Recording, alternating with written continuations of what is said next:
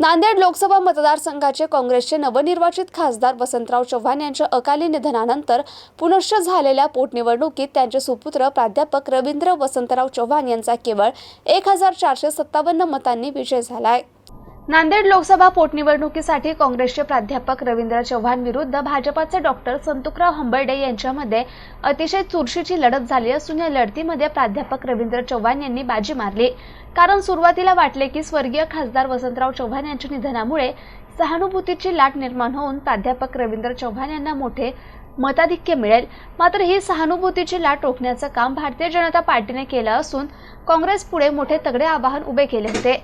या पोटनिवडणुकीत काँग्रेसचे उमेदवार प्राध्यापक रवींद्र चव्हाण यांना 5,86,788 मते मिळाली, तर भाजपाचे उमेदवार डॉक्टर संतुकराव हंबर्डे यांना 5,85,331 मते मिळाली। यात प्राध्यापक रवींद्र चव्हाण यांना फक्त 1,457 मतांचं मताधिक्य मिळाल्यामुळे त्यांनी अगदी टोकावर विजय मिळवून गड राखलाय। येथील लोकसभा पोटनिवडणुकीची मतमोजणी रात्री उशिरापर्यंत झाली असून यात सुरुवातीला भाजपाचे डॉक्टर संतुकराव हंबर्डे हे विजयी झाल्याचे चर्चा झाली होती। मात्र रिकाउंटिंग झाल्याच्या नंतर मात्र काँग्रेसचे प्राध्यापक रवींद्र वसंतराव चव्हाण यांना विजयी घोषित करण्यात आले आणि नांदेडसह नायगाव शहरात जोरदार घोषणाबाजी, ढोल ताशाच्या गजरात दिवाळी साजरी करण्यात आली।